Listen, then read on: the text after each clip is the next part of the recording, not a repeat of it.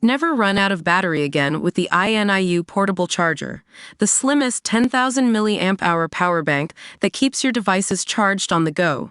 Stay powered up wherever you go. Click the link in the video description to shop now on Amazon. Under fire, France admits it must do more to stop small boats and could even take illegal migrants back from UK.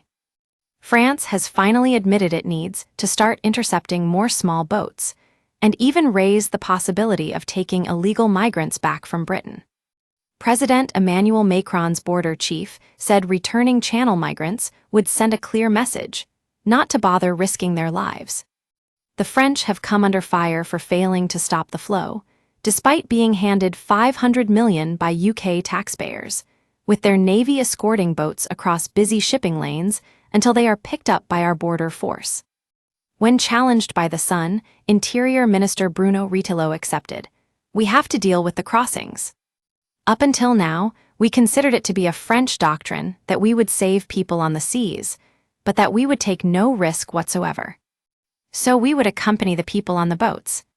I've seen a number of videos where the taxi boats come close to the coast to pick up the migrants in water that's not very deep, and I think that our gendarmes cannot intervene. We need to change that doctrine of intervention. Of the 150,000 migrants who have crossed since 2018, just 3% have been deported to their home country. But a returns deal could be the deterrent that breaks the smugglers' business model." Mr. Retailleau said, "I do think that there must be an agreement that we can come to, a bilateral agreement between governments. Because we see many of those who land on British soil don't come back. Even when one has crossed the Channel, if one is sent back, that will send a clear message." The minister said other European countries needed to pull their weight in closing smuggling routes too, and singled out Belgium and Germany. Speaking at the Policy Exchange think tank in London, he insisted trying to smash the smuggling gangs alone was not sufficient. He said, "As we dismantle one, another one crops up." Mr. Retailleau insisted Home Secretary Yvette Cooper also needs to crack down on illegal working in the UK that helps attract Channel migrants. Meanwhile, Boz Javid, the Home Office's head of immigration enforcement, has vowed to ramp up deportations of such workers. He told The Sun that the government wanted to show, "If you're working illegally, we'll catch you and we will remove you from the UK, and the employer will get stung with a fine of up to £60,000. He believes the number of illegal migrants in the UK are in the hundreds of thousands.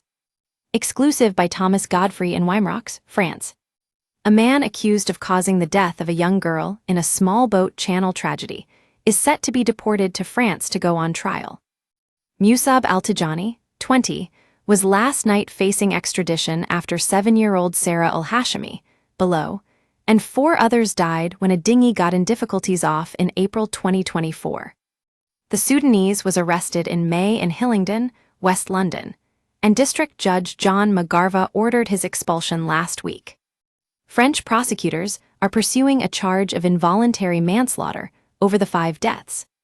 And he went on, "I've personally gone out on visits to car washes, nail bars, barber shops, restaurants, and shops such as off licenses. And in all of them, I've seen extremely poor working conditions. So there's a humanity factor here as well about people's livelihood and safety." Mr. Javid blasted abuses of human rights laws that had seen foreign criminals avoiding being booted out for bizarre reasons. His boss, MS Cooper, is reviewing the UK's application of the rules, and Mr. Javid said, "I would absolutely welcome that." He was backed by Mr. Retailleau, who agreed, "The rhetoric of individual rights is often too powerful compared to the collective interests.